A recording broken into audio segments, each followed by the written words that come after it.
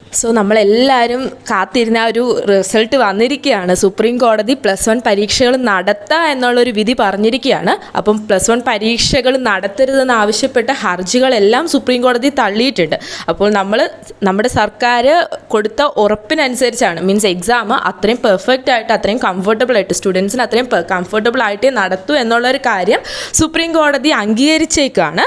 So എന്ത് ചെയ്യണം, നിങ്ങൾ ഇപ്പം തന്നെ പഠിക്കാൻ തുടങ്ങാത്ത, മീൻസ് ഈ ഒരു വിധിക്ക് വേണ്ടി കാത്തിരുന്ന് പഠിക്കാൻ സ്റ്റാർട്ട് ചെയ്യാനിരുന്ന കുട്ടികളുണ്ടല്ലോ, അവരെന്തായാലും ഉടനെ തന്നെ എടുത്ത് പഠിച്ചു തുടങ്ങുക.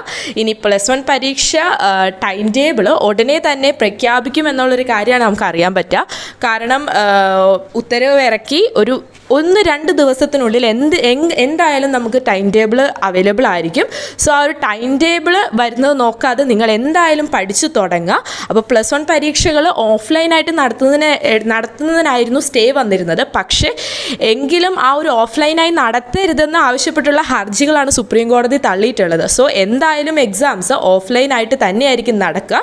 അതുപോലെ തന്നെ വിധി പഠിച്ച് ടൈം ടേബിൾ തയ്യാറാക്കും. സോ ടൈം ടേബിൾ വരുന്നവരെ വെയിറ്റ് ചെയ്യേണ്ട, നിങ്ങൾ ഇപ്പോൾ തന്നെ പഠിച്ചു തുടങ്ങിക്കോളാം. അപ്പോൾ എക്സാംസ് കോവിഡ് പ്രോട്ടോക്കോൾ പാലിച്ചായിരിക്കും നടത്തുക എന്നുള്ളൊരു കാര്യം നമുക്ക് മനസ്സിലാക്കാൻ പറ്റും. അപ്പോൾ +1 പരീക്ഷകൾ ഓഫ്ലൈനായിട്ട് നടത്തരുതെന്ന് ആവശ്യപ്പെട്ടുള്ള ഹർജികൾ സുപ്രീം കോടതി തള്ളിയിട്ടുണ്ട്.